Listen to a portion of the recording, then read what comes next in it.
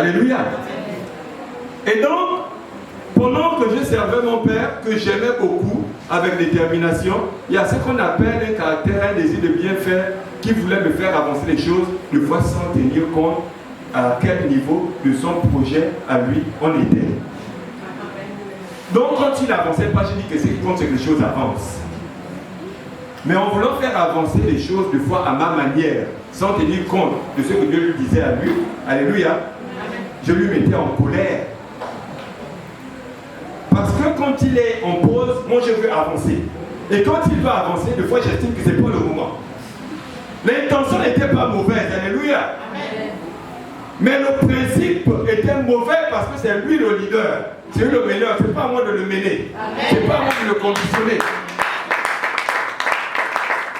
Il faut comprendre cela. Je n'ai pas à le conditionner. Quand Dieu l'a parlé, je ne t'ai pas. Tu vas chercher les problèmes. C'est chacun pour soi maintenant. Même si tu es mon mari, c'est chacun pour soi. De toute façon, le mariage ne conditionne pas mon accès au ciel. Acclame le Seigneur. Amen. Bien, ok. C'est mon atmosphère, hein, l'adoration. Alléluia. Excusez-moi si j'ai perdu du temps, je vais prendre ça sur mon temps. Amen. Donc nous sommes dans une thématique très importante. Vaincre l'esprit de division. Amen. Neutraliser l'esprit de division afin de rentrer dans notre nouvelle saison. Je bénis Dieu pour l'orateur qui me bénit chaque matin quand il met ses enseignements en ligne. Ah, c'est quelque chose que tu ne savais pas. Dès que ça tombe là, je mets là. Tout ce que je fais, je m'occupe des enfants, ça passe. Et j'ai été fortement béni qualitativement et quantitativement les 2 jours qui ont précédé. Je ne sais même pas quoi ajouter. Alléluia. Le thème ou le sous-thème que je vais aborder ce matin, c'est la paternité et l'unité dans l'église locale. Amen. Amen. Nous avons parlé de neutraliser l'esprit de division. Avant de parler de division, il est important de savoir que pour parler de division, il faut d'abord qu'il y ait unité. Alléluia. Dis à ton voisin que pour qu'il y ait division, il faut d'abord qu'il y ait unité. Pour qu'il y ait division entre toi et moi, il faut d'abord qu'on ait été unis avant. Vous savez, les gens peuvent être ensemble et ne pas être unis. Amen. Les gens peuvent marcher ensemble et ne pas être unis. Est-ce que nous comprenons? Amen. Il est important de comprendre et d'apprécier qu'est-ce qui caractérise la véritable unité et qu'est-ce qui caractérise un rassemblement de personnes qui, peut-être pour des motivations individuelles, se sont mis ensemble.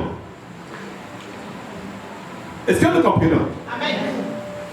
Et je voudrais m'appesantir un peu sur ce qu'on appelle l'unité et le caractère sacré lié à la paternité. Amen. Amen. Qu'on ne veuille pas, la paternité et l'unité sont fortement et étroitement liées. Amen.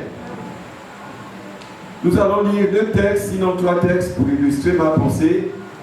Le premier texte que nous allons lire, c'est dans le livre de Galates, chapitre 4, à partir du verset 22 à 31. Amen. Galates, chapitre 4, à partir du verset 22. J'espère d'être à la page parce que je cours. Alléluia. Vous savez pourquoi je cours? Parce qu'il y a quelqu'un qui est plus conscient du temps que nous, on l'appelle le diable. On a dit que sachant qu'il a peu de temps, le diable tourne autour de nous comme un lion rugissant, sachant. Donc s'il sait qu'il a peu de temps, ses actions sont très accélérées. S'il accélère ses actions, c'est pour créer une accélération, un avantage sur des actions qui peuvent être lentes.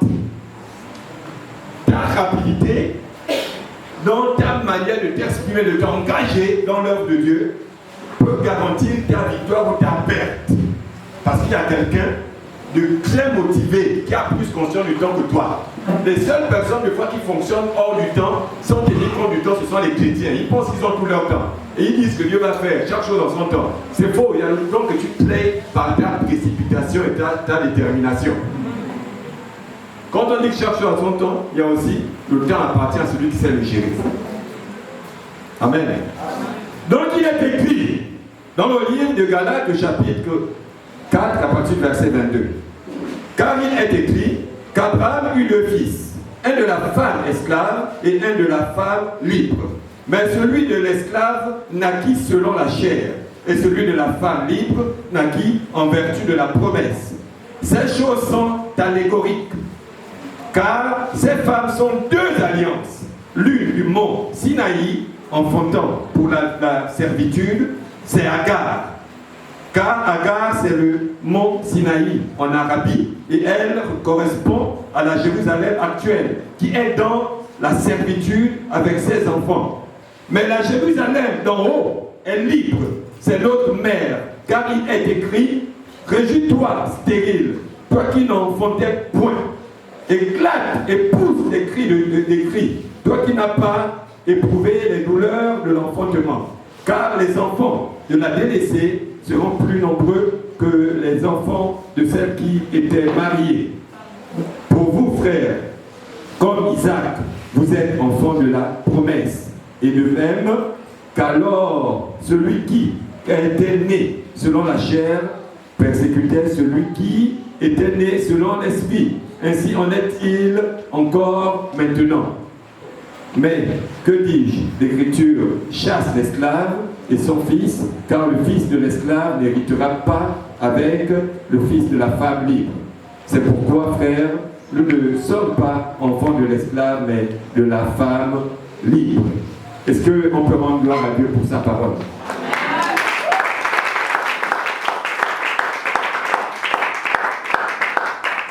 Je disais l'unité et la paternité. Quand on parle d'unité, alléluia, l'unité au-delà d'un rassemblement est toujours motivé par quelque chose ou par quelqu'un. Est-ce qu'on comprend? Ce qu'on divise est le fruit de quelque chose que quelqu'un a créé, a établi. Amen. Quand on parle d'un leader, d'un meneur, d'une église c'est une personne à qui Dieu parle. C'est une personne avec qui Dieu fait une alliance. Alléluia. De la qualité de cette alliance, du respect de cette alliance, de sa considération de cette alliance, alléluia, va naître une attraction. Alléluia. Les gens vont voir dans son respect de l'alliance, alléluia, quelque chose qui mérite d'être approché. Alléluia. On n'est pas autour d'un homme de Dieu toujours parce qu'il est beau ou bien parce qu'il a ceci ou cela. Amen. Beaucoup de gens distribuent de l'argent mais n'attirent pas des personnes. Alléluia. Derrière une attraction se cache toujours une vision inspirée par un individu ou bien entre un homme et son Dieu ou une entité spirituelle. Amen. Je voudrais qu'on puisse comprendre dans le principe de l'unité que l'unité commence d'abord par un individu. L'unité n'a jamais commencé par deux individus. Si quelqu'un t'a trompé, t'a dit ça, c'était un mensonge. Toute unité qui commence par deux individus finit par se briser. Parce que même deux personnes qui marchent ensemble ne peuvent pas voir exactement les choses de la même façon. Même les jumeaux ne voient pas les choses de la même façon. Amen. Donc tout commence toujours par un individu qui reçoit une vision, qui a une rencontre avec Dieu, qui a une rencontre avec une entité spirituelle. Que ce soit des rituels de Uti, de Njembe, de n'importe quoi. Ça a commencé par quelqu'un qui a vu quelque chose. Et cette chose-là, il a allé exposer ça à d'autres personnes. Il a eu des adeptes. Et ces adeptes ont commencé à être convertis à ce qu'il a vu. Il va partager des expériences. Alléluia. L'histoire de l'église, là où vous êtes là. Alléluia. C'est quelqu'un qui a reçu une vision. S'il n'y avait pas de vision, il n'y a pas de rassemblement. La clé et le fondement de ce ministère, ou de mon ministère, ou du ministère du pasteur, alléluia, c'est uniquement d'abord la vision. Alléluia. Et dans le texte que nous avons eu à lire, on nous parle d'Abraham qui eut deux fils. Alléluia. Vous savez qu'Abraham a entendu la voix de Dieu. Il était seul. Je ferai de toi une grande nation. Alléluia. Quiconque te bénira sera béni. Quiconque te maudira sera maudit. Telle est la promesse qu'il a reçue. Alléluia. Tout ce qui touchait devait prospérer. Dieu dit que quitte ce pays, cette terre, et va dans le pays où je te bénirai. Il annonce une grande nation d'un homme qui a une femme qui manifeste une stérilité depuis longtemps. Est-ce que vous comprenez? Il a une promesse, il a une alliance, il y a une attraction autour de lui, alléluia. Mais de lui, il n'y a pas encore de multiplication. Amen. Mais qu'est-ce qu'il fait le pasteur Abraham? Il passe son temps à exposer sa vision à ceux qui l'écoutent. Voici ce que Dieu m'a dit. Son père dit, quel Dieu t'a parlé? Ici, là, on a le Dieu du bois. Ici, on a le Dieu de la poudre. Ici, on a le Dieu du crocodile. Ici, on a le Dieu du butin. Mais quel est le Dieu qui t'a parlé? Dieu m'a parlé. De tous les dieux, ce n'est aucun de ces dieux-là. Dieu lui révèle son nom. Alléluia. Et il marche avec cette vérité. Il reste ferme dans sa position. Amen. Et cette position va l'emmener à évoluer. Tout évoluait, tout prospérait. Tous les signes de la promesse étaient en train de voir leur accomplissement. Sauf l'un des signes les plus importants, c'était la multiplication, la fécondité qui était absente. Et dans cette marche, il va recevoir des mains de sa femme, alléluia, sa servante. Et de cette relation va naître un fils, alléluia. Et le texte nous dit qu'il est né selon la chair. Et il y a un qui est né selon l'esprit ou bien selon la promesse. Il est important de comprendre qu'Abraham parle de la maison de son père parce qu'il a reçu une promesse. Donc quiconque devait sortir de lui devait avoir sorti de lui à cause de cette promesse, parce que la base des mouvements d'Abraham, c'était cette promesse et cette alliance qu'il avait tissée avec Dieu. Amen. Mais on nous dit qu'il y a eu un enfant qui est né selon la chair. Et l'autre qui est né selon la promesse. Mais ces deux enfants sont issus de la même semence. La semence qui a fait venir Ismaël, c'était celle d'Abraham. Alléluia. Celle qui a fait venir Isaac, c'était aussi celle d'Abraham. Mais d'où vient le fait qu'il y ait un esclave et un libre? Amen. Amen. Et ensuite, le texte nous dit que ces deux femmes sont deux alliances. Donc, il y a une division qui s'est produite au sorti. Mais qu'est-ce qui a provoqué la division? La semence était la même, mais ceux qui ont reçu la semence, est-ce qu'ils avaient le même statut? Ceux qui ont géré la semence, est-ce qu'ils avaient le même statut? Il y avait une qui était esclave, il y avait une qui était femme légitime, il y avait une qui était libre, il y avait une qui était asservie. Alléluia.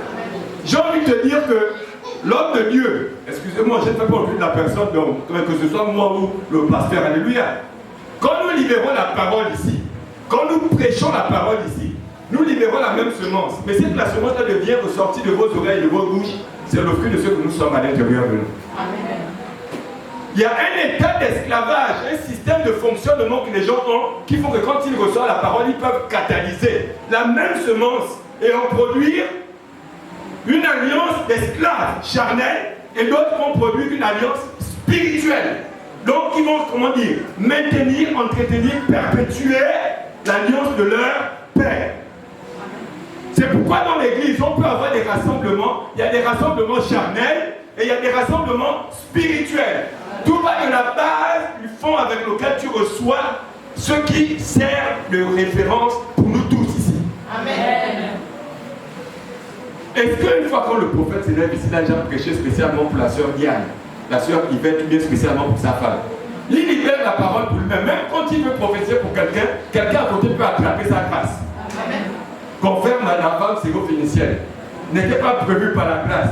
Mais son insistance, sa persévérance. Oh, Jésus a dit que non, tu mérites.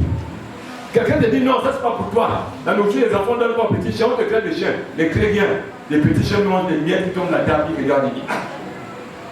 Même quand on ne s'adresse pas directement à toi, tu peux devenir. Amen. Alléluia. Amen. Et dans ce merveilleux texte, donc, on nous révèle qu'il y a deux alliances qui sortent les mêmes entrailles. Comprenez que je reviens ici là dans le monde des esprits, dans les entrailles spirituelles.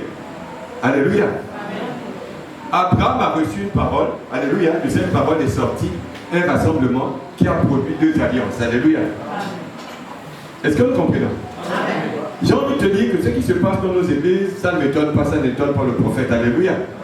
Mais on a envie d'amoindrir les dégâts parce que la conséquence de la vie de ceux qui sont issus de l'alliance, qui produit l'alliance charnelle, n'a pas de portée aussi puissante que ceux qui produisent l'alliance spirituelle. Est-ce qu'on est avec moi ce soir? Amen. On peut avancer. Est-ce que ce premier principe est acquis? Amen. Donc je disais que un rassemblement, c'est le fruit de quelqu'un qui a reçu quelque chose. Quelqu'un qui a reçu une vision qu'il explique, qu'il expose, et l'exposition de cette vision va capter des personnes concernées par cette vision. Parmi ceux qui vont venir, il y en a qui vont venir parce que ça semble être intéressant ce que vous faites. Il y en a qui vont venir parce qu'ils ont été réellement appelés. Alléluia. Il y en a qui vont venir charnellement parce qu'ils prennent les choses toujours. Vous savez, il y a des gens qui viennent dans les rassemblements, ils aiment des rassemblements. Ils regardent l'église comme une opportunité politique. Si je m'impose comme l'un des responsables de cette église, le jour où je vais être voté maire, j'ai déjà au moins 1000 voix pour moi. Est-ce que vous savez que c'est une vision de certaines personnes parmi vous ici? À tort ou à raison, il exploite ce qu'on appelle le rassemblement. Il est avec nous, mais il n'est pas là pour ceux que nous sommes, c'est pour ceux qui nous rassemblent. Il est avec nous, mais il n'est pas là pour ceux que Dieu a dit à l'homme de Dieu. Et le jour où l'homme de Dieu veut nous recadrer, il se fâche. Alléluia. Amen. Parce que Dieu veut rester dans la droiture. Alléluia. Est-ce que ça va? Amen. Nous allons continuer. Donc je parlais d'unité. Quelqu'un disait que un troupeau de moutons, alléluia, conduit par un lion, va toujours terrasser un troupeau de lions conduit par un mouton.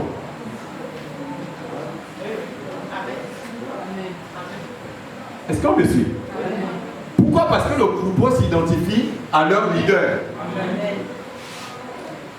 Amen. Amen. Il est important de savoir que quand tu es dans un environnement ecclésiastique comme celui-ci, ta référence est celui qui a reçu la vision.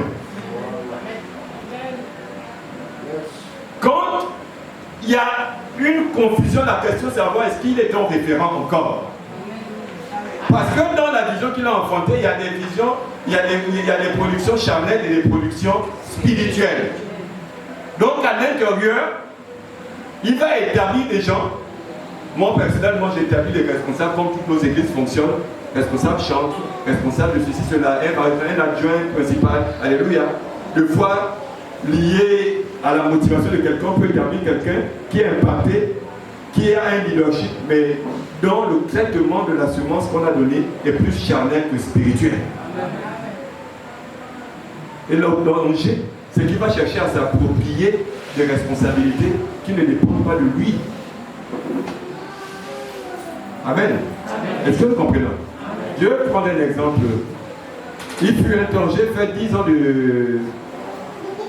de pasteur local auprès de mon père. Alléluia. Je suis à 25 ans de ministère aujourd'hui exactement. Donc environ 30 ans de chrétienté. Alléluia. Pendant 10 ans, j'étais pasteur local. Et je suis une personne avec une détermination, une soif de bien faire les choses. Au point où je voulais tellement faire avancer les choses que j'avais oublié de consulter ce que le papa avait vu. Il n'y a pas que des bons exemples. Je suis là devant vous parce que j'ai eu un processus. Il y a quelqu'un un processus. J'ai eu un processus. Alléluia. Un désir de vouloir tellement faire les choses que je taillais les choses plus à la mesure de mon caractère. Déjà, je suis issu d'une série d'études scientifiques. Alléluia. Les scientifiques se caractérisent généralement par une rigueur dans tout ce qu'ils font. Les vrais scientifiques. Pas des volets là. Amen. Amen. Ils sont rigoureux parce que 1 plus 1 est toujours égal à 2. Il n'y a qu'au ciel où 1 plus 1 est égal à 1. Et comme on est plus de la terre, quand on est scientifique, on raisonne comme ça. Il n'y a aussi qu'en biologie où aussi 1 plus 1 est égal à 1. Alléluia. Et donc, Pendant que je servais mon père, que j'aimais beaucoup, avec détermination, il y a ce qu'on appelle un caractère, un désir de bien faire, qui voulait me faire avancer les choses, de fois sans tenir compte à quel niveau de son projet à lui on était. Donc quand il avançait pas, je dis que ce qui compte, c'est que les choses avancent. Mais en voulant faire avancer les choses de fois à ma manière, sans tenir compte de ce que Dieu lui disait à lui, alléluia, je lui mettais en colère. Parce que quand il est en pause, moi je veux avancer. Et quand il va avancer, des fois j'estime que ce n'est pas le moment. L'intention n'était pas mauvaise, alléluia. Mais le principe était mauvais parce que c'est lui le leader. C'est lui le meneur, ce n'est pas à moi de le mener. Ce n'est pas à moi de le conditionner. Est-ce qu'on comprend cela? Je n'ai pas à le conditionner. Quand Dieu l'a parlé, je n'étais pas. Quand ils ont eu leur face à face, moi je me suis attiré seulement par une gloire sur lui. Mais cette gloire-là, elle offre une intimité qu'il a eue avec Dieu quand je n'étais pas. Qu'importe les idées et la volonté que j'ai, je ne dois jamais oublier que quand Dieu l'a parlé, je n'étais pas. Et par conséquent, c'est lui qui a la vérité sur le chemin dans lequel on parle. Qu'importe les études théologiques que je pouvais faire, dans ce ministère, j'avais fait plus d'études théologiques même que mon père, parce que lui, pendant un mois, il était absorbé par son travail. Et il nous motivait qu'allez-y encore dans les instituts bibliques. Lui-même, il avait été. Et une fois que tu viens avec de nouvelles connaissances, que tu veux vraiment... il y a quelqu'un ailleurs.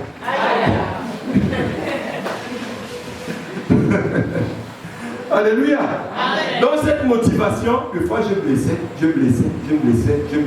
jusqu'au jour où il m'a fait asseoir. Et comme il n'avait pas la parole facile, des fois il s'exprimait plus par des actions. Assois-toi, ceci, tu ne prêches pas pendant telle période, tu ne fais pas ceci, cela. Et il y a aussi le mouvement de l'Assemblée. Dis le mouvement de l'Assemblée.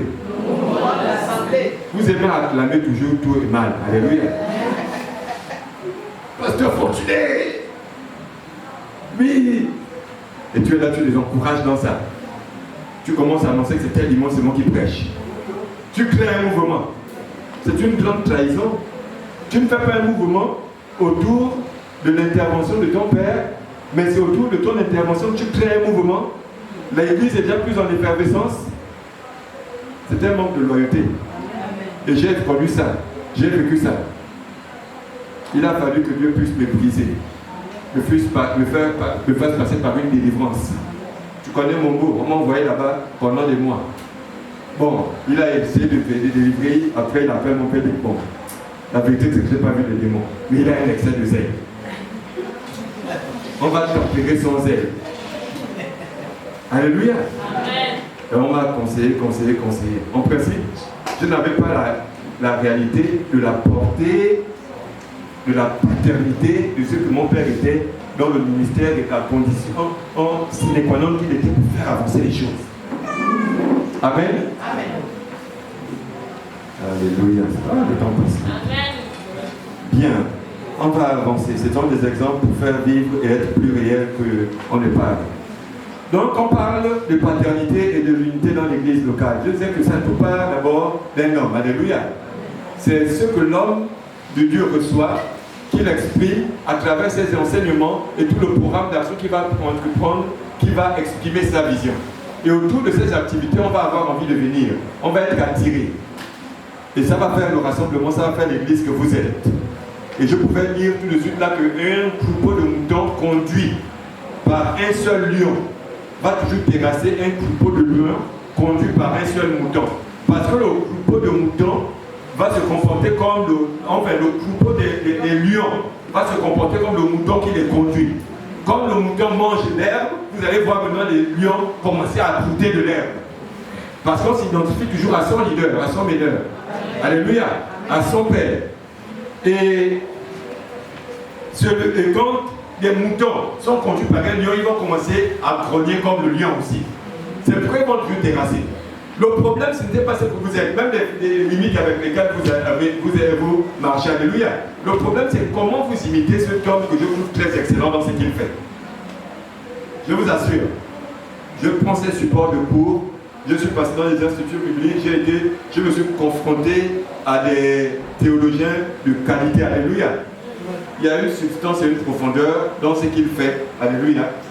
Que quand je regarde, je dis que waouh. Et en principe, il devrait déjà enseigner dans des instituts bibliques. Vous n'avez aucune idée de la place que vous aviez ici. Vous n'avez aucune idée. C'est le genre de personnes qu'on on décharge de toutes les activités locales, plus nécessairement être un producteur de documents. Parce que la documentation qu'il laisse, alléluia, c'est pour vous et pour les générations à venir. À partir de sa documentation, on peut impacter plusieurs pays. Avant que Dame et Rami ne viennent ici, ces livres étaient déjà arrivés ici. Au point où les gens sont allés lier à ce qu'ils avaient vu dans le livre, simplement l'image de la personne. Il fait partie de cette catégorie de personnes. Alléluia. Nous allons avancer. Donc, quand on parle d'unité, c'est se rassembler autour. Dans l'unité, il y a ce qu'on appelle la loi de l'attraction. Alléluia. Tu ne peux pas marcher avec quelqu'un qui ne t'attire pas. Amen. Et quand quelque chose t'attire dans quelqu'un, il faut chercher à savoir quoi. Parce que dans la vie d'une personne, il y a ce qu'on appelle une beauté intérieure, il y a une beauté extérieure. Lorsqu'on dit que on m'a donné un bel enfant, alléluia, ou bien quand on décrit Moïse que c'était un enfant beau, alléluia, dans cette beauté, il y a ce qu'on appelle la beauté physique. Déjà qu'un bébé ne révèle pas toute la beauté quand il est petit, il faut attendre 30 ans pour voir vraiment que la beauté d'un homme, alléluia. Ah oui, hein. Est-ce que vous comprenez? À 1 an, on ne peut pas voir, on peut avoir les prémices de sa beauté. Mais à 30 ans, on dit que oui, je savais. Je savais. Ça, mais là, c'est la série sur le gâteau. Amen. Et donc, il y a ce qu'on appelle la beauté intérieure. Quand dans la Bible, on dit de quelqu'un qui était un bel enfant, une bonne figure, généralement, c'est de la vision qu'on parle. Donc, il y a des gens qui peuvent, dans la loi de l'attraction, être attirés par l'aspect physique de quelqu'un ou bien encore par la beauté de la vision qui anime la personne. Quiconque est attaché par la vision qui anime la personne, la semence de vision, cette personne ira loin et se maintiendra. Mais celui qui est attaché par le caractère extérieur, quand on parle du caractère extérieur, il y a aussi le donner, la sympathie. Alléluia. Est-ce que vous comprenez? Amen.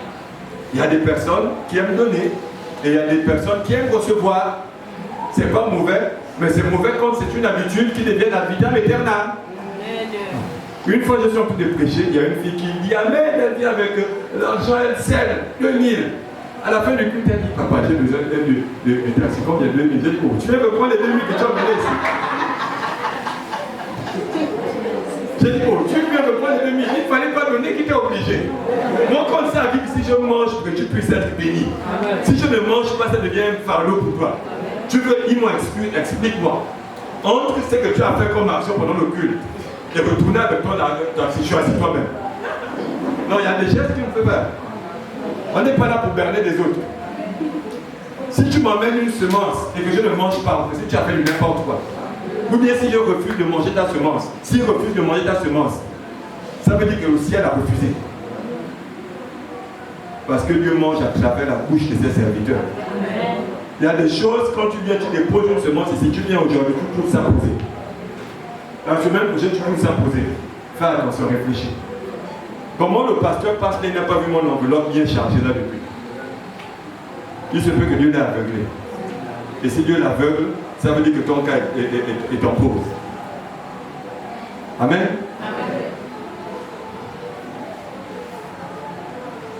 Donc l'unité dans l'église se tourne autour d'un père. Alléluia.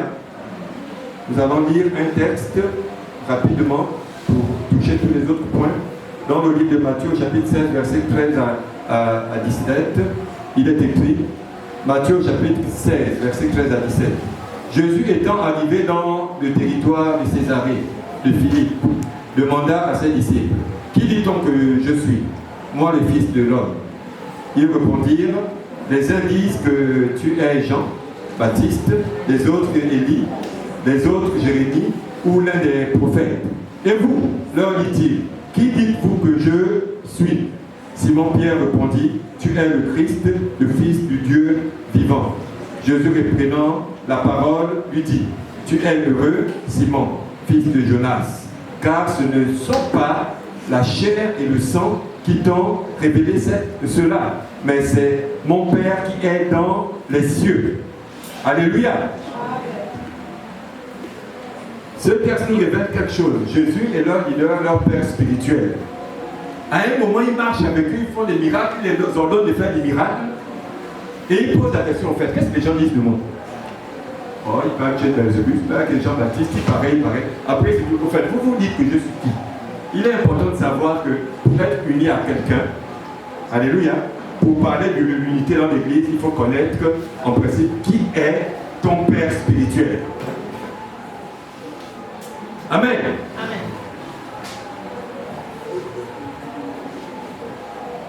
Alléluia. Amen. Qui dites-vous que je suis? Chacun a donné sa réponse. Toi, si je te demande, qui dis-tu que cet homme est? Qu'est-ce que tu vas me dire exactement? Ne me donne pas la réponse qui est écrite par tout le prophète. Déjà dans les prophètes, il y a ce qu'on appelle des catégories.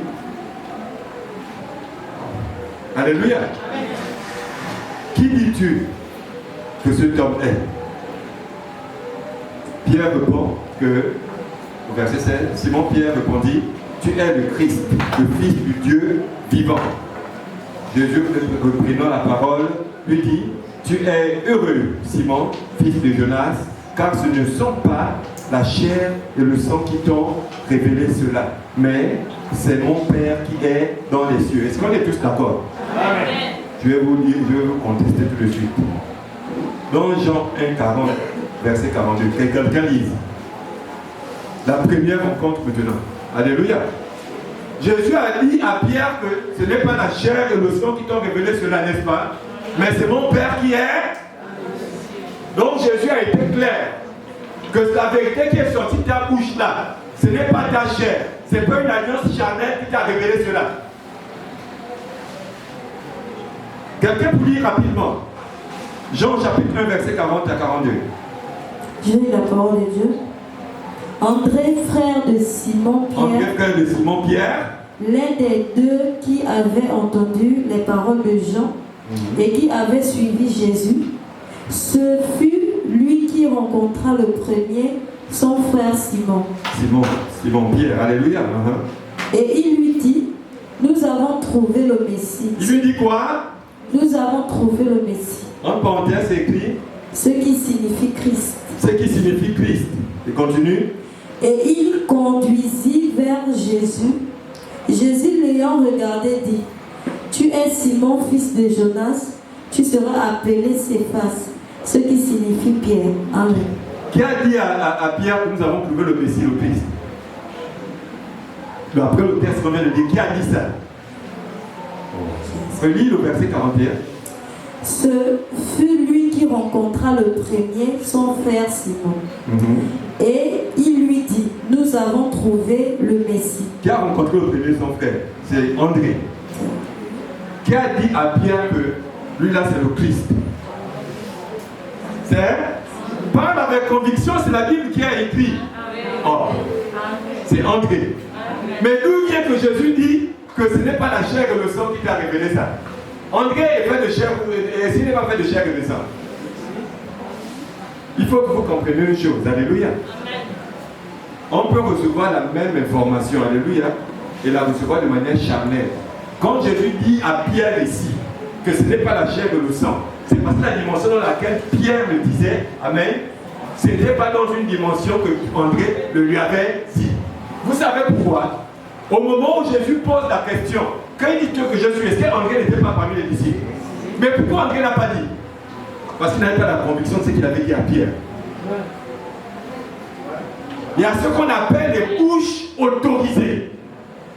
Il y a des vérités que des gens vous diront, mais ils ne sont pas autorisés à les dire, à les révéler. Parce qu'ils n'ont pas le contenu de cela. Un père est une bouche autorisée sur ta vie. Tu peux me prendre, moi, pasteur, alléluia. Pasteur Fortuné, s'il te plaît, prie pour ma consécration. Je ne suis pas ton père, je ne vais pas prier. Tu amènes même 1 million, je vais manger ça parce qu'on aime bien l'argent, alléluia. Mais la grâce ne descendra pas sur toi comme ton Père à toi. Parce qu'un Père est une bouche autorisée. Est-ce que vous comprenez? On ne se rassemble pas autour de quelqu'un parce qu'il est beau, parce qu'il est élégant, parce qu'il sait parler, parce qu'il a des enseignements bien archivés. Le problème, est-ce que c'est une bouche autorisée? Toutes les bénédictions ne sont pas libérées par n'importe qui. C'est pourquoi vous allez voir des archibishops, mais vos vies ne changent pas. Pas parce qu'ils ne sont pas autorisés à parler d'évangile, mais parce qu'ils ne sont pas autorisés à bénir vos vies. À la résurrection, les femmes vont dire aux disciples que le maître est ressuscité. Pierre et... C'était qui avec qui il courait là? C'était Jacques ou bien? En tout cas, quelqu'un de plus jeune que lui. Ils sont en train de courir au tombeau. Il court. C'était Jean, lui. Jean arrive au tombeau le premier, mais il ne rentre pas. Pierre était, certes, peut-être plus âgé. Alléluia. Le problème, c'est qu'il dit, celui à qui on a dit que je te donnerai les clés, c'est l'autre. Il préfère attendre devant la porte. Il tient compte du fait qu'il y a des choses, même si je suis arrivé le premier à cause de la légèreté de mes pieds. Mais l'autorisation de fouler le premier, c'est pas moi. Amen. Beaucoup de choses se passent dans nos églises. Amen. Parce que certaines personnes n'ont pas la notion de savoir qu'est-ce que je suis autorisé à faire et qu'est-ce que je ne suis pas autorisé à faire. Amen. Mon leadership dans mon département a des limites. Quiconque ne s'impose pas des limites, alléluia, amen, ne peut pas avoir une catégorie de grâce. Alléluia. Amen. Viens me placer les chaussures, s'il te plaît.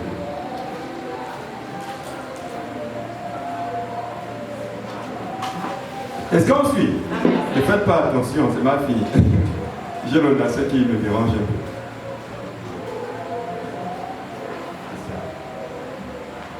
Donc ici, ce texte nous révèle une profondeur. Pierre a reçu l'information de André, alléluia, mais au moment où Jésus demande qui dit donc je suis, André était capable de dire. Ça veut dire qu'il y a des informations qu'on a sans avoir la conviction de ces informations. Il y a des informations, quand tu n'as pas la conviction d'une information, c'est que tu n'as pas l'autorisation de parler de ça dans la dimension dans laquelle on te demande. Et je parle des bouches autorisées. On ne se rassemble pas autour de quelqu'un qui n'a pas la capacité de te bénir. Un père dans votre assemblée est une bouche autorisée. Retiens ça. Amen. Un père est une bouche autorisée. Un père aussi est ta source. Il y a quelqu'un ta source. Quand on dit Abba, père, ça veut dire source. D'où tu sors. Les Gabonais ont eu à dire que la rivière est allée tordue. Pourquoi? Soyez réactifs. Pourquoi? Elle n'a pas suivi le conseiller. Il n'y avait pas de conseiller. Voilà. Donc vous voyez, la rivière se serpente. On ne dit pas de conseiller. Mais s'il y a un conseiller, comme les grands techniciens de TP, ils vont organiser ça. Ils vont organiser ça comme Batavia. Et puis il y a des grands bassins versants. Amen. Est-ce qu'on comprend? C'est bien de voir Batavia là-bas. Ou bien Zion en ce moment. Des grands bassins versants qu'on a fait. Ce n'est pas le même Zion d'aujourd'hui. Tu viens là, tu vois comment ça passe. Tu te dis que l'eau là a monté. Je viens même naviguer avec une petite pirogue. Alléluia. Un conseiller n'est pas la source de la rivière. Si la rivière va tordue, ça n'est pas la faute de la source, c'est la faute de sa conduite. Mais si un conseiller intervient, il va l'aider à marcher droit. C'est la j'ai envie de créer une différence entre celui qu'on appelle ton père spirituel, celui qui fait l'objet de ce rassemblement, de l'unité dans cette église, alléluia, et un quelconque conseiller comme moi qui peut venir de temps en temps t'ajuster. Ah non, attention, là il faut un peu faire comme ça. Vous savez, il y a des moments où on prend un mentor pour son père, un conseiller, un motivateur. Et puis tu dis que j'aime mon père qui est là-bas. Tu aimes la prédication de quelqu'un qui est dans tel pays, mais il n'est pas ta source. Amen. Est-ce que vous comprenez? Amen. Il n'est pas ta source. La source d'une rivière reste la source d'une rivière. Mais les conditions qu'on met en place pour qu'elle puisse soit être serpentée ou bien tout croix ou bien je ne sais trop quoi, ne vont jamais devenir la source de cette rivière. Amen. On récupère de là où elle sort pour essayer d'arranger. Alléluia. Est-ce qu'on comprend? Amen. Donc un père est aussi une source. C'est ta source. Abba veut dire source. Le père, c'est aussi le caractère. Tu es le fils de quelqu'un parce que tu révèles le caractère de la personne. Je pouvais prendre l'exemple tout de suite d'un lion qui a la tête d'un troupeau de moutons. Alléluia. Les moutons vont commencer à terrasser des lions parce qu'ils sont à l'image du lion qui les dirige. Comme vous voyez dans la symbolique de ce logo ici, là, vous voyez un lion. Ce n'est pas seulement un signe qu'il a mis, mais c'est parce que dans le lui, il y a les caractères du lion de la royauté qui sont en lui. Si vous avez eu du mal à voir ça, c'est que vous êtes aveugle. Ce n'est pas que n'importe qui vient terrasser la stabilité financière pour dire que je brade mon travail parce que je veux servir Dieu. J'étais dans cette époque-là quand il était en train de finaliser les papiers. Une partie de moi disait que voici un héros. J'ai dit du courage. Alléluia. Est-ce que nous comprenons cela? En principe, moi, oui, il faisait ça, moi j'étais déjà dedans, quoi. Je disais que bienvenue au club des pasteurs du plein temps. Il fut un temps où j'étais dans le plein temps. J'ai eu l'opportunité de travailler, je suis allé. Il y a une fille qui vient de me dire, papa, tu as dit que toi tu es venu t'avoir appelé au plein temps là. J'ai dit, oh ma fille. Tu sais, il y a des réalités que je vis ici avec le ministère vie que vous ne savez. Amen. Donc, c'est normal. Ça, c'est mon langage accablé. Je lui ai dit que Dieu m'a appelé au plein temps. Mais c'est moi qui veux venir attraper un travail parce que la galère devient forte. 3 ans de travail après. Et Dieu a permis que pendant ces 3 ans-là, j'accélère d'abord la maison d'habitation. Les événements en 2016 arrivent, on cible la société. Premier jour des émeutes, la société est là, tranquille. Deuxième jour, le troisième jour, les sorciers regardent et disent que non. C'était un Jonas qui était là-bas qu'il fallait faire sortir. On a brûlé parce que j'étais un ouvrier qui, en moins d'1 an, j'ai été apprécié, j'ai pu imposer mon caractère. De la direction jusqu'à la cheville ouvrière, on savait quand j'arrivais, les gens ne me définissaient pas comme quelqu'un de mauvais, ni quelqu'un d'extrêmement bon, mais comme quelqu'un de juste. Et ça pouvait me maintenir longtemps dans cette société. Mais dans les plans de Dieu, Dieu ne me voulait pas là-bas. Il disait, toi je t'ai dit que je te veux là. Alléluia. La société a fermé. On nous a remercié. Allez, va à la maison. Et quand il venait, je disais que bienvenue au club. Parce que ça nous rattrape toujours. Alléluia. Donc il faut être un lion pour rejeter un salaire. Il faut être un lion. Regardons autour de lui une épouse qui ne travaille pas encore. Des enfants qui apprennent encore à bas âge pour se permettre de dire, de tourner le dos. Il faut avoir un caractère de lion. Quand tu es déterminé, tu fonces.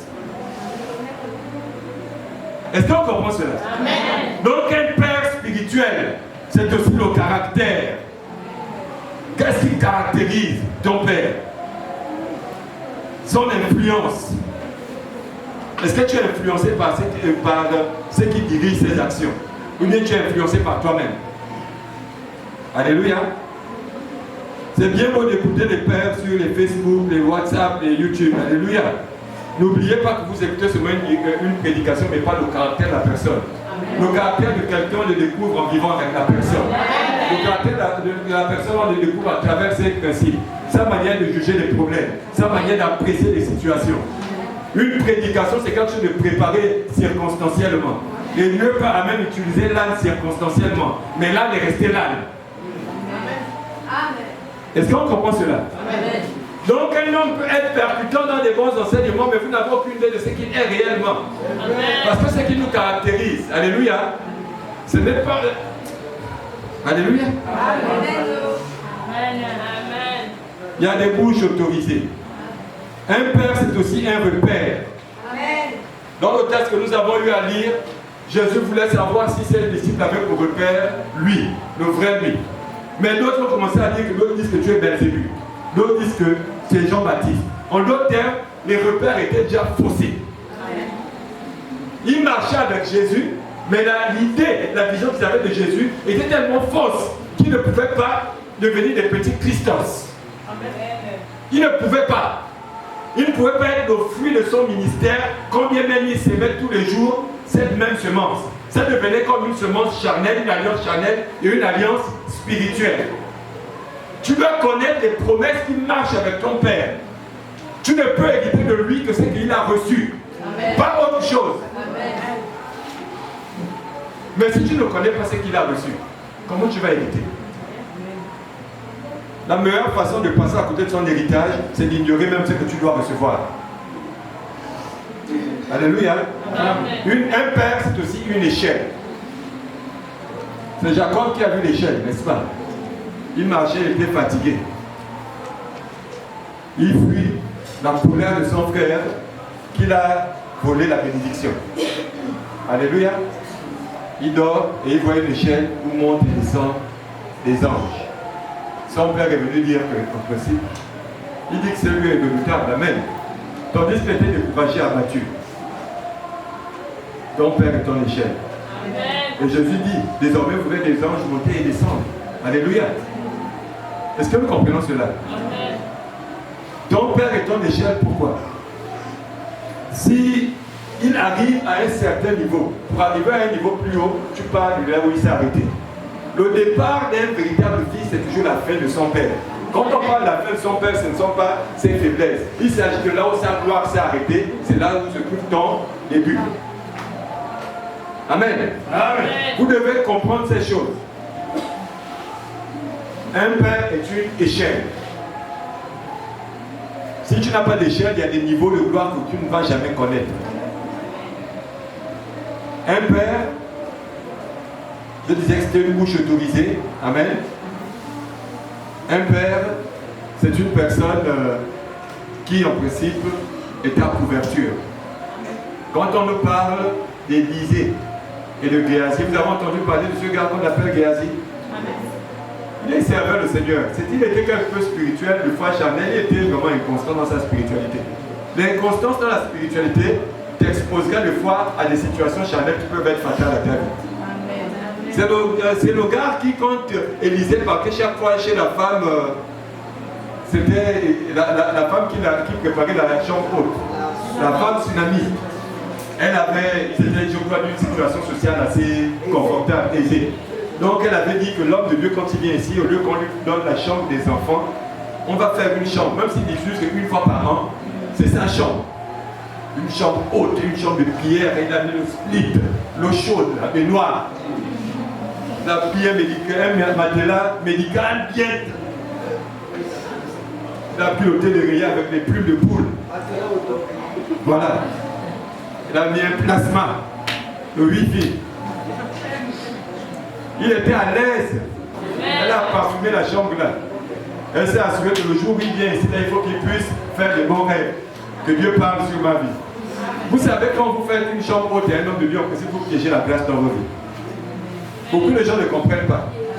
Le confort que tu donnes à un homme de Dieu, alléluia, c'est une obligation à aller parler de certains soucis. Vous savez pourquoi des fois les visions sont rares?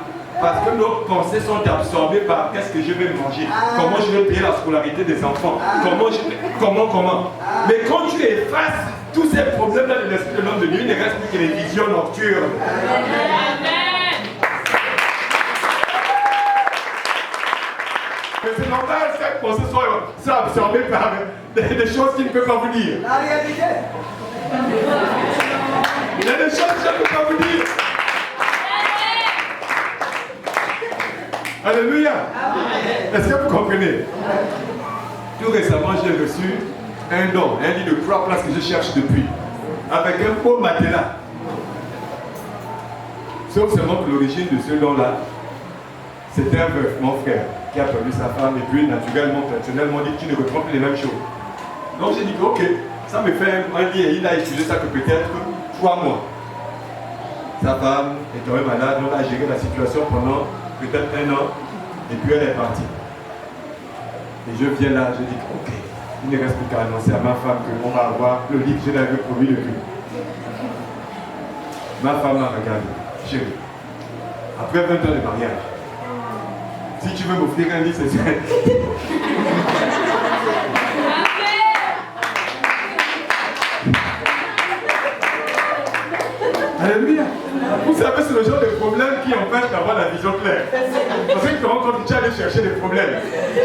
peux plus emmener ce lit à la maison, alléluia. Et tu as intérêt à aller prendre un lit neuf d'un gabarit presque pareil. Je voyais la fatale, le lit est bien là. J'ai dit, oh, 3 places.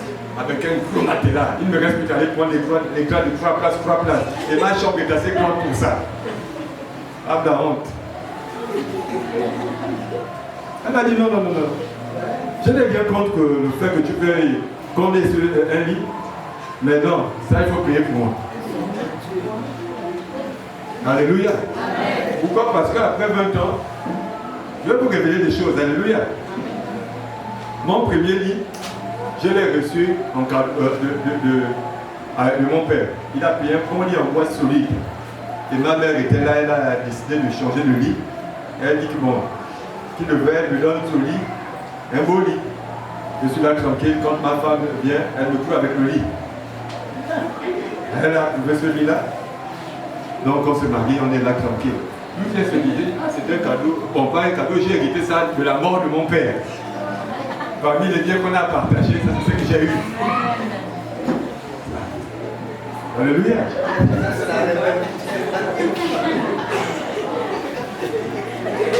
Donc à un moment j'ai changé mon matelas.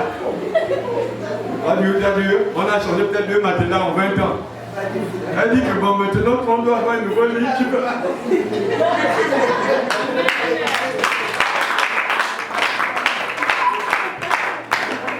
Vous savez quand ta femme, que tu aimes bien, te fait ce genre de remarques, la vision se perd. Parce que ta préoccupation c'est rapidement prouver que je ne dépends pas des cadeaux des gens, je peux te payer un lit et un matelas. Alléluia. Vous cherchez les révélations. Mettez votre père à l'aise. Anticipez sur les éventuels problèmes ou bien les éventuelles envies qu'il a. Est-ce que vous comprenez? Et donc Géasi, pour revenir, il va chez la femme tsunamite qui a dressé la chambre haute, ce lieu de confort. Tout le temps, il venait, il mangeait la pauvre nourriture, il dormait sur le pauvre lit, le prophète était tranquille. Le sommeil était tellement soyeux qu'il oubliait de regarder même la personne qui recevait. Jusqu'au jour où le fils charnel dit que papa, est-ce que tu ne vois pas qu'il y a un problème dans la maison? Quel problème? Ils n'ont pas d'enfant. Ah oui. Donc la grâce était de plus avec lui, mais il fallait que ce fils-là puisse lui rappeler. Le même fils, quand le père a refusé de prendre les richesses de Naaman, c'est le même qui allait en cachette. Il dit que papa a dit que non, il a des invités. Quand le père dit que toi, quand tu étais au dit que j'étais en badader, comment ça? Il insiste. Il dit que bon, mon esprit était avec toi quand tu allais prendre, tu allais descendre de char, aller rattraper. Et vous savez la motivation diabolique qui habitait ce gars-là. Naaman était en char, mais il a couru tellement vite qu'il a rattrapé un char de guerre. Il y a des gens, quand ils sont motivés à faire quelque chose, ils vont dépasser même des limites normales. S'ils pouvaient avoir le même zèle dans l'œuvre de Dieu, l'église devait être plus loin que là. Est-ce qu'on comprend? Donc il m'a dit que non, je n'étais pas le père, il dit que je t'ai vu, mon esprit était avec toi. En disant non, il faisait son père menteur. La lèpre était déjà potentiellement sur lui. Mais au moment où il a insisté, il a dit que comme tu as insisté, la lèpre de Naaman va maintenant tomber sur toi. Et il est devenu lépreux à l'instant. Un père est aussi une couverture pour toi. Quand on parle de l'unité de l'église, ce n'est pas seulement un simple rassemblement où on vient ici le dimanche. C'est une affaire où il y a une couverture qui prend des coups à ta place. Il y a des fusils dans une contenance que tu n'empêches pas. Que tu ne le sais même pas. Parce que quelqu'un prend des coups à ta place. Il y a des visitations que tu ne sens pas. Parce qu'il y a son ange qui veille sur sa descendance spirituelle. Amen. Il y a des coups. Vous savez, avant que Dieu ne puisse visiter le peuple de Dieu pour fondre la terre et les avaler lorsqu'ils ont fait le veau d'or, il a d'abord dit à Moïse que ton peuple s'est corrompu. Donc avant de les toucher, il est d'abord allé pour parler avec Moïse. Il a dit que maintenant ils se sont corrompus. Va là-bas parce que si je vais directement, tu vas dire que j'ai dépassé ton autorité. Même Dieu respecte l'autorité de ton père. Amen.